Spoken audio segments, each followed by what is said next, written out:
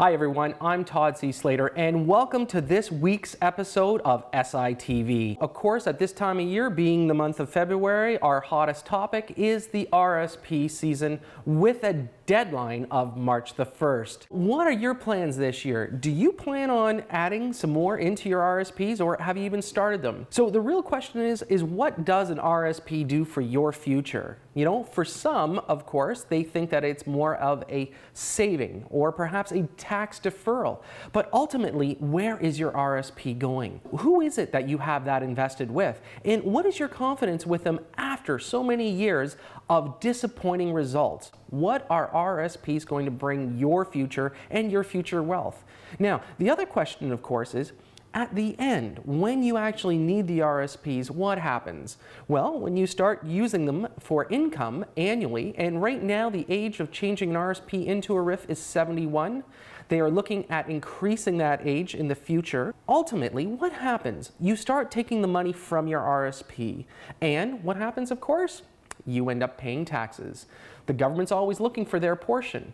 Now, here's where you can actually give the government a raise. And I know that sounds a little bit odd, but in the end, if you pass away before you actually use the bulk of your RSP, if your children inherit that in the future, what happens?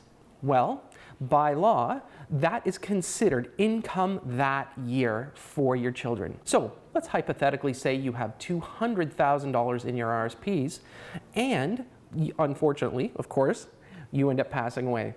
Well, your children now have a tax burden of approximately $100,000 because it is taxable income the year that you pass on. That means it's a 50% tax bracket. What have you been contributing? What rate are you being taxed at from your income? So you spend a lifetime saving, putting money away in your RSPs, but yet you've now given the government a raise. Now, I'm not sure if that's for everybody. And of course, a lot of people do invest in RSP because, quite frankly, the brilliant marketing style of all the financial institutions out there have really created this aura about RSPs. If you're like me, do you question what's happening for the future? How many people are going to be using their RSPs in the next 15 to 25 years?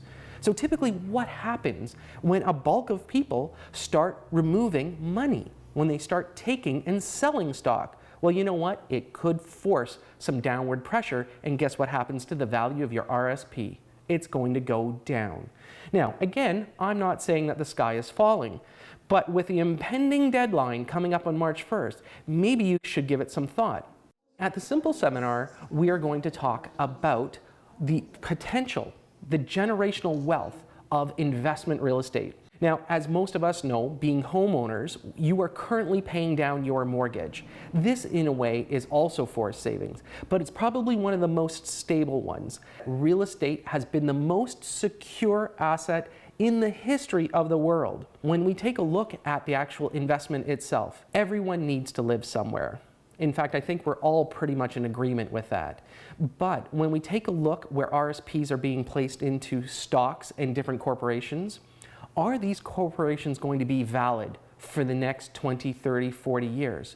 Is there an impending crash? I mean, right now, as much as you can tell, I use my Apple iPad, and as of today, Apple stock is sitting at $502. What are the chances that it will continue to go up? Or is there an adjustment in the future? Now, I would say that Apple's one of the safer companies, but if we take a look over the next few generations, what are going to be the most stable ones? It was interesting because I had a group of gentlemen investors that came in to meet with me. They work in the automotive industry, and one of their greatest concerns today is that their jobs will no longer be there in the next few years. But their parents actually worked in the automotive industry as well, and now they're in fear of their pensions. So what can you do to secure your future? Take it into your own hands. At our Simple Seminar, we're going to teach you how to actually own investment real estate, and of course, we always offer you an absolute solid investment, which we consider a solution to investment real estate. Now, during the seminar, we like to be able to answer lots of questions and give you the basics, the simple equation of investment real estate. So, of course, to sign up, you can go to www.thesimpleinvestor.com. And remember, your deadline for RRSPs is coming up March 1st, but your lifeline for your future savings is also the same day at the Simple Seminar. So that's it for this week's episode of SITV. I've got more for you next week, so I'll see you then.